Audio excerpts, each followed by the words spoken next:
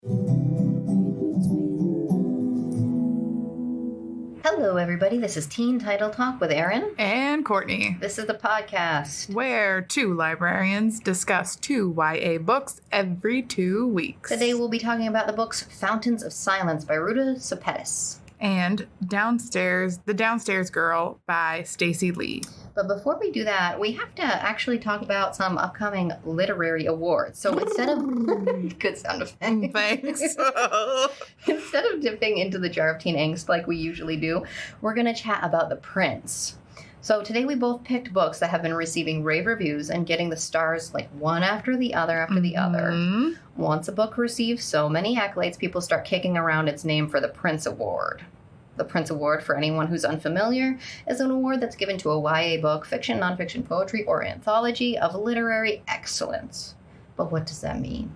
Court, what does literary excellence mean to you? Oh, wait, first, before I say that, the Printz Award is given out by... The Printz Committee. The Printz Committee, who works for... The American Library Association. Thank you. Wait. Is it that? Is it the ALA or is it somebody else?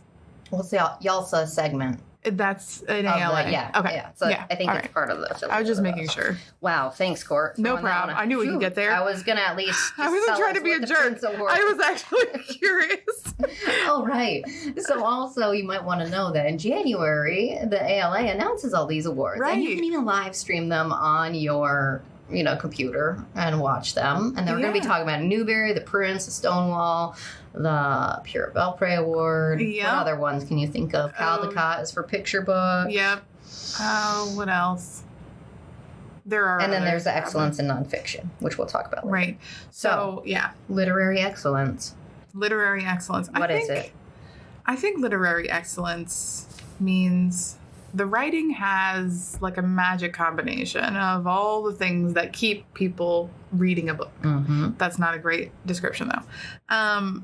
But I think above all, I think it's that the book feels authentic or true to itself. Mm-hmm. Like the word choice, the characters, the setting, the plot, everything works together within that work, if that makes sense. I think that makes sense. So, like, comparing books using the same criteria might feel like comparing apples and oranges. Criteria meaning, like, word choice, say. Okay. Like, you wouldn't expect two books to have the same diction or voice, right? Yes. But you would want each book to be true to itself. Like, just shine on its own. Yes. Right. And so...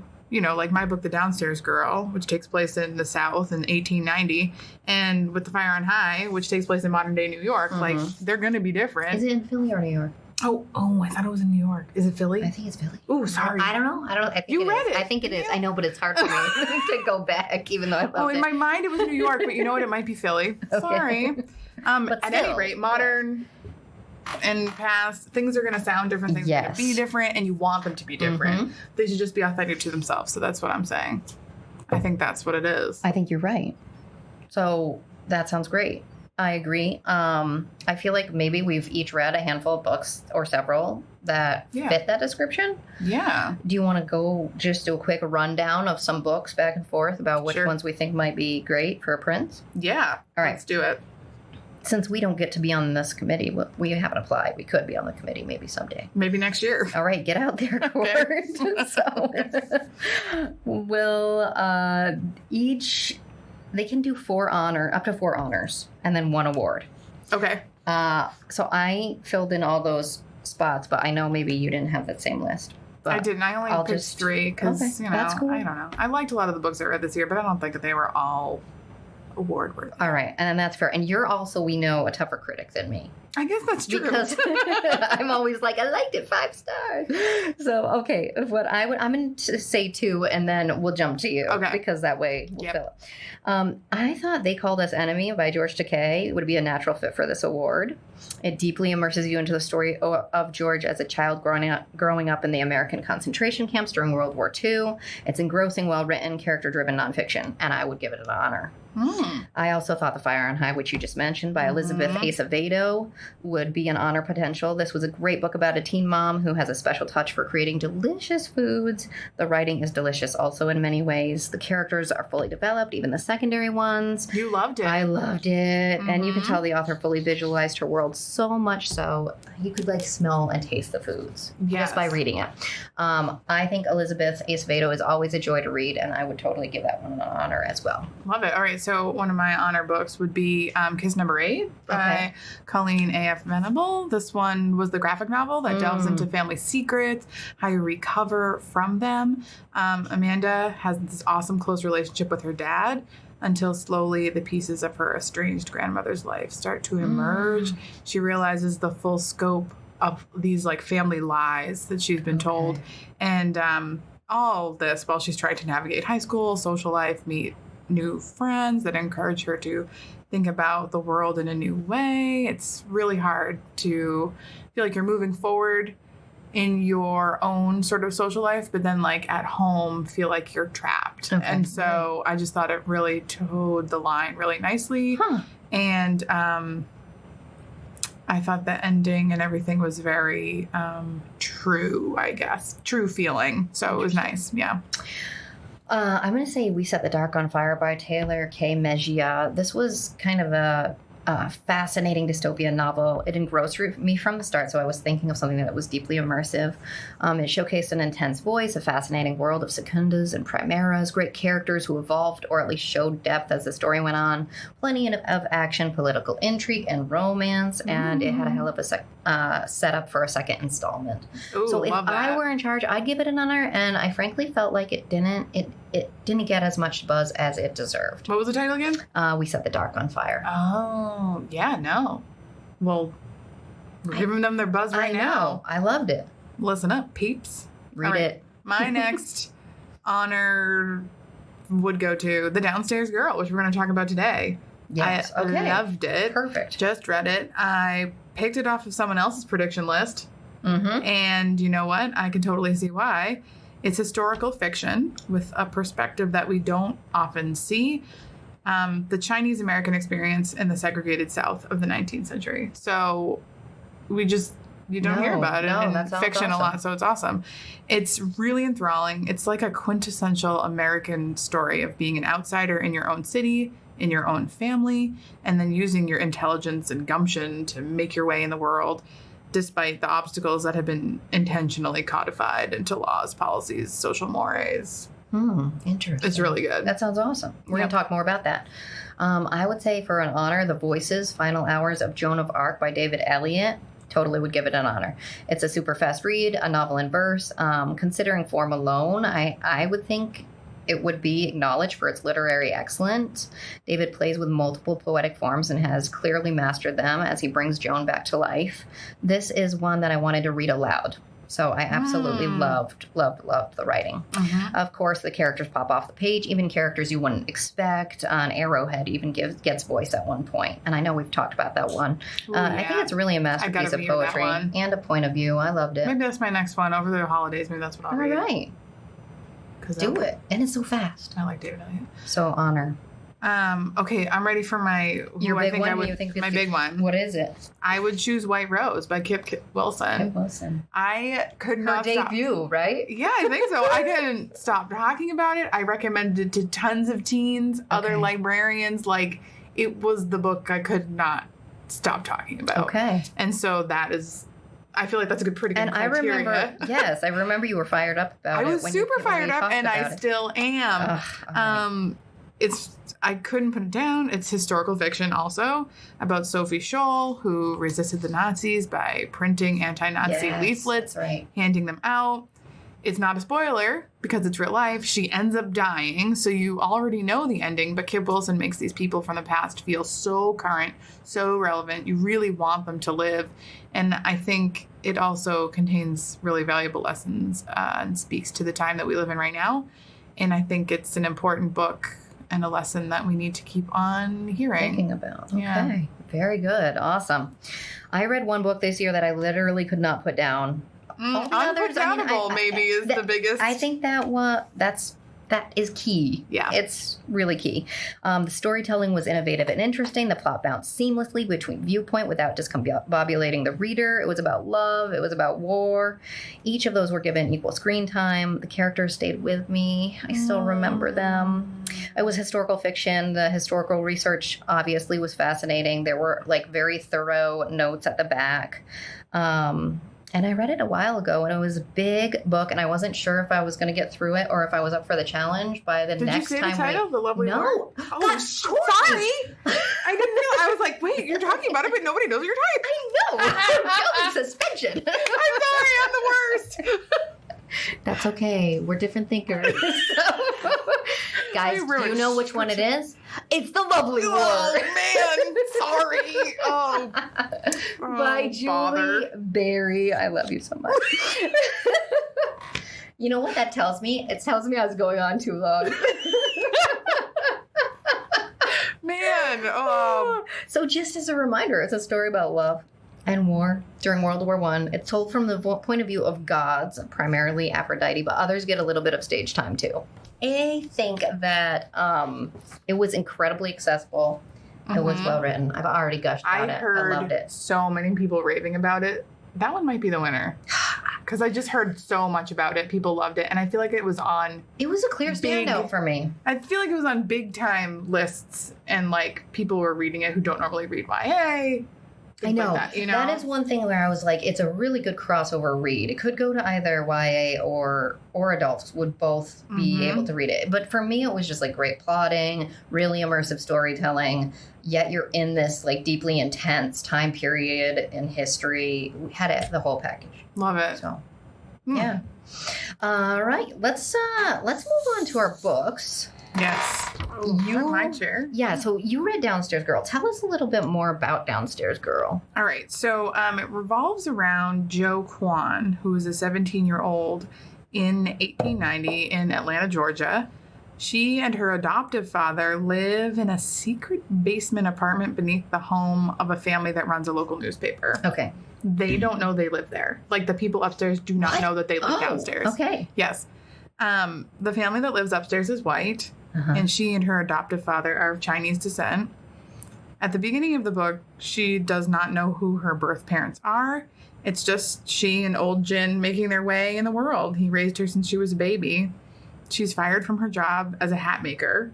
And after that, in order to make money, she goes to work as a lady's maid for a very wealthy family. Okay, gotcha. And she had worked for the same family when she was a child, and she was abruptly let go when she was about 10 or 11. And then she had to find other work. So now she's gone back to this family because it wasn't anything she did that they let her go. It was like they never explained it. So old Jin still works for that family. Okay. So he was like, I got you a job as a lady's maid for the daughter. Okay. I know it's going to be terrible because she's awful. But you have to. But you got to do it because you got to make money and you got to whatever. Sure. And so she's like, oh, but she does it. And, it's terrible. But then she kind of makes it work. And you think you know what might happen, but the story is so complicated, but like in a really great way. It feels really important and true to life. And Jo is really smart. She's really fierce. Awesome. Unapologetically herself. And the rest of the story takes so many twists and turns through the secrets of her past. It was like so exciting. Okay, such cool. page turner. All right, awesome. Can't wait to hear more about it. I'm not surprised it was on your list.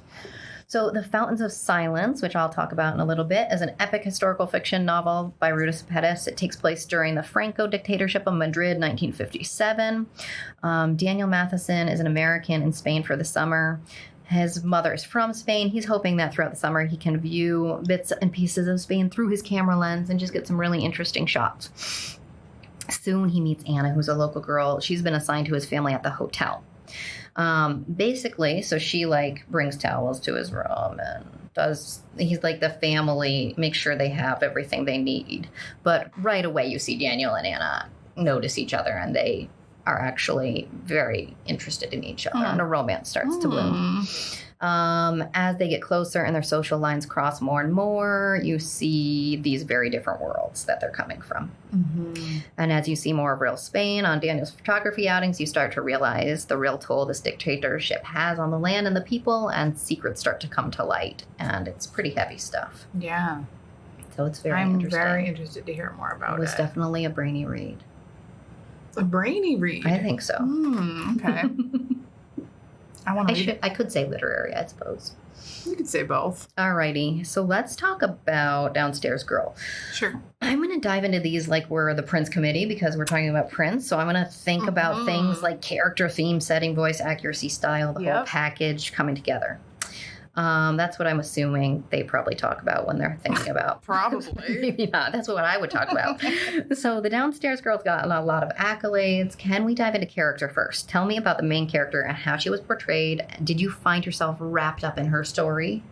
Jo Kwon is incredible. She's spirited. She's lively. She's not afraid to be herself. Mm-hmm.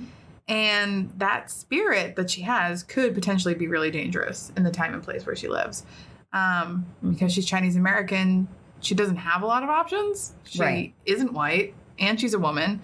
So what she's allowed to do is very limited. But she works within those constraints incredibly deftly, I guess. The best she could really hope for was that hat shop job. And when that goes down the tube, she knows she'll need something to do. Some way to make a living. And Stacey Lee writes often that Jo exists in a gray area. Right. She isn't white, she isn't black, and society didn't really have well-established rules for that yet in 1890. Okay, gotcha. So I loved her so much because she's just always working with what she has, and she has so many strengths. She's determined to have a good life, one where she feels productive and that she's made a mark, which is how she ends up writing an anonymous advice column for the newspaper. She sends in a letter. She signs it Miss Sweetie. And she's like, you'll never see me. You'll never hear from me. I'll just send these letters. And if you like them, publish them. And I'll know that you want me to write another one. Interesting. Yes. And I mean, her column is an instant hit. Sounds right up my alley. Helps the newspaper sell more papers, which is what she wants to do. Yes. So it's anonymous, but do they find out? Yes. Oh. Yes. So, and through all that, so she's got the secret life, which is she's Miss Sweetie, and all of Atlanta is talking about it. And like, she's literally the talk of the town, but she's totally anonymous. And she's this lady's maid who has to like deal with this obnoxious girl who's like driving her batty. Okay, gotcha. And there's so much scandal tied up with all of that it could be over. Like, if it was told in a different way, it could be really depressing. Okay. But Jo is so self-possessed that it almost doesn't even rankle her. Like, she presses on through all these hardships, and she is finding out all these secrets, and she comes out on top. I love it. I just think she's awesome. That's awesome. How about voice? When I think of voice, I think of like a unique quality to the storytelling tone. It doesn't matter what point of view the author's using, but it's not just a well-written story. It has a special edge. Did it have a unique voice? I think yes, because the heroine is so spunky, even though nobody thinks she has a right to be, you know? So, like, you look at the cover, you think about, like, okay, sort of Victorian times in the South. You're thinking super polite, super genteel, like, just trying to stay out of people's way or whatever. And she's just not that way. Doesn't come across that way. And a lot of there are moments, I wish I had picked one out, where you feel the year 2019 in the book. Okay. But it doesn't seem that out of place. Okay. Like, it's kind of like funky. Interesting. I don't know how to describe it, but there's like some word But it doesn't choices. pull you out. It doesn't say, wait, that doesn't feel time period. No, I mean, I think she's meant to feel modern. Okay. Even though she's not, you know? And she kind of... And it's consistent? She's bridging. Yes. Okay. And that is the same throughout the whole book. Okay. So, you're like, every now and then, like, a little, like, phrase will happen, and you'll be like, oh, well, it's kind of fun. Right. But it never made me be like, oh, she would never think that, or she would never say that. Like, that didn't happen. Oh. It was more like, Ooh, cheeky. Yeah, okay. Yeah. All right, well, we don't have to do that next question because you kind of already talked about it. Okay. I think it's I think it's important to acknowledge things that would knock it down a notch or two if there is any. So was there anything that drew you out of the story at all? Not really. I was totally engrossed. All right. I had a hard time putting it down. I read it really quickly. Mm-hmm. And anything that would take me out of the story? No. There were characters that I hated. There were characters that I loved. But that's good. in the story. Yeah. So no, I honestly, maybe if I had been reading with a more critical eye or something. But I liked it. And setting and everything felt accurate to you. I don't know much about 1890s Atlanta, Okay. so it did feel Accurate. It felt accurate. The world building I felt was great. There was never any part where I was like, but what is that? It all seemed to work together. They talk. There's a big race, horse race, worked into the story, and so you get a sense of the track and the people on the track, and you get a sense of the fashion. You go into these dark alleyways with seedy people, and you're in it. That's nothing, really cool. Yeah, nothing drew me out. All right, so Downstairs Girl, and we know that you already would have you'd pick it as an honor, not as the award winner. Are you thinking now I don't know. White Rose versus the Downstairs Girl? They're both really good and very different. They're both historical fiction, which is interesting. Yeah. So is yours. I know. I think because that we think of literary as interesting. They're sort of. I wonder if we went intense. back and looked at previous winners, if the majority of them would be historical I don't fiction. think so. Well, I mean, You don't think there's so? plenty of fiction, and then there's some That's true. nonfiction, and I don't know what maybe the majority. I'm not sure. I don't know. I just feel like people sometimes take historical fiction more seriously. Yeah, I think you're right on that. I'm not sure if that's true though, but yeah, A tie? maybe a tie. I really this one has I feel like White Rose felt more serious. Okay, right. But that's that's- the content was. Right. It doesn't have to be serious. But it doesn't have to be serious. That's true. I mean, they've had just adventure win. They've had all sorts. Right, you know, right. It That's doesn't true. have to be serious. That's true. It has to have everything. Well, I feel like anything about World War II era always Yes. has this gravitas. That's true. But that's not fair necessarily to other books that are coming out the same year about different things. Right. And so what I really like about The Downstairs Girl is that I think it fills a niche. There isn't, to my mind, that much that is like That's this. true. It stands out as very unique. It stands out as unique. And not seldom told. Right. White Rose is a true story that's been fictionalized in verse, and it's a story people might be aware of. And I mean, lots of people know about the Holocaust and all that stuff, and much has been written about it. Of course, yes. I'm not sure a lot has been written about 1890s Atlanta, Georgia with a Chinese American girl. No, I'm thinking no. And so I think it definitely fills Certainly a not void. the YA arena. No, yeah. So I mean, for that alone, maybe it is. Maybe it does. Exceptional. Yes, perhaps. Cool. Yeah. All right. Anyway, all right. Very Well, let's good. talk about your All right. Fountains of excellent Silence. or not excellent. We'll find out. Read. Was excellent. Oh, It was good. just- the Fountains of Silence sounds like the real deal, the way you describe it. So historical fiction again, set in Spain during Francisco Franco's fascist reign. And, I feel like this is something we do not learn about a lot in the United States. No. One of my friends in college had a grandparent who lived in Spain during Franco's regime. And that was pretty much the first time I'd ever heard of it. She was like, it was awful, terrible, whatever. Right, and I was like, what even was it? It wasn't even that long ago. Right. And I had no idea. And so I didn't either. So, yeah, what did you know about it going in, and did you learn a lot?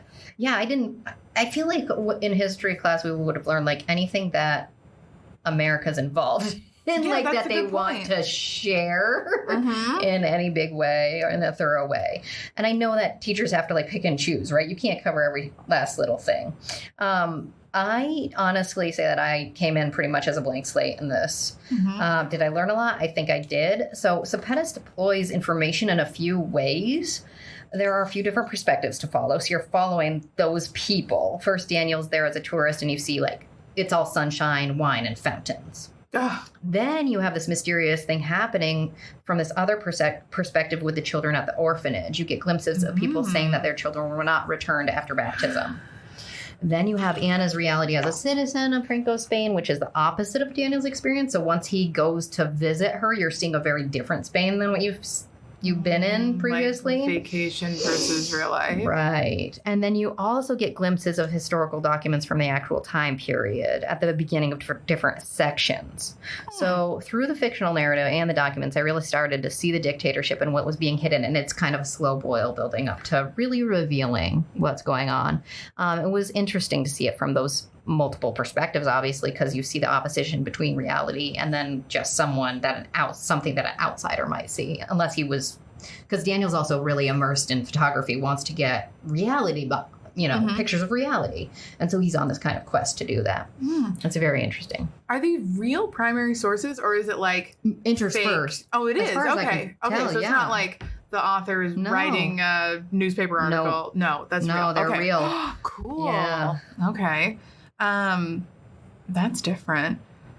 And I like it. Okay, so if we're thinking of okay, I'm gonna do character next. Yes, do it. Okay. So I read that there are multiple narrators. You say there's multiple perspectives. Right, yeah. How many are there, and how does that work? Like, was each one an essential character, or like, did they get enough time to shine? Or are the narrators even characters, or are they just like a cloud is narrating? No clouds. It wasn't like that.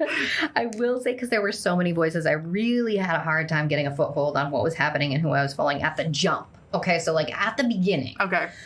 It was like, I'd have to sit there and be like, wait, okay, and now I'm in Daniel. Now I'm in Anna. Now I'm in Fugo. Now I'm in Rafa. Okay, now this is the interspersion of, now I'm over with Purification. She's at the orphanage. Because I had to reorient at the beginning of each chapter, that was difficult for me to stay into the story and get fully immersed until about page 100. Oof. And then I did not want to put it down. Okay. So, like, I feel like if I hadn't been reading it for this, I would have given up. I'm glad that I had to read it for this, because it's an amazing book. But jumping for me as a reader in all those different points of view is very difficult. That might be a personal preference. Once I was in and had spent the time getting to know them, I thought the characters were interesting, well developed. They each had their own backstory. The stakes ratcheted up for each of them. Once I was finally in it, I cared very, very deeply about them and did not want them to be in dangerous situations, which always, cannot always be avoided. So, the characters I thought were very good. Good. But it was like work to get to know them. But you were richly rewarded. I was. Okay. Yeah. And patient readers would probably not have a problem with that. Sometimes I'm not the most patient reader. Jahira jumped right in and zipped. She was like, loved put it down, loved Couldn't it. put it down. Oh, see, so everyone it's is just like, different. yeah, exactly. There are people who really love those like multiple perspective books and stuff. So yeah, there is something there. Okay, so if we're thinking principally, we're also thinking about voice. Is it strong? Is it unique? Did the author have a consistency? It's very consistent. I think the writing's literary. Voice in particular, it didn't stand out to me as a unique voice, but it worked within its form. It was clear, it was literary, it was consistent. I did find myself wondering if the chapters with Daniel and Anna, Rafa and Fugo, if they had sounded a little bit differently, then maybe I would have latched on faster. But I think it's really hard to make a different voice for every character. And I don't know if you want to anyway, because then maybe that's more confusing. So, I'd say it was very well written. It was very consistent. And I wouldn't say that voice in particular was its greatest strength necessarily. Nothing stood out at me. I was like, oh, this voice is amazing. Do you feel though like the book brings something new to the table in terms of subject or the way it's told? Like, have you ever read anything like it before? I think it does subject-wise. I think Sepetys is very good about shining light on historical stories that seldom get told. So she's done that with Salt to the Sea and Out of the Easy. She brings the characters and time and place to life very thoroughly in each of these outings. I think the fact that I can't think of any other YA books that take place during this time and place also signify the importance of the title. Yeah, I felt the same way about mine. Would you say it is award-worthy? I think it's a beautiful novel. I think it's very thorough. I'm worried that the amount of effort to stay in at the beginning may make it less accessible for many readers. And as a public librarian, I think a lot about accessibility, but you also can't have a book for every person. Like you can't have one title that will fit everybody. Right. So, it might make it more award-worthy for some people and less award-worthy for others, depending on where they're coming from. That's true. I loved it. I'd probably give it an honor.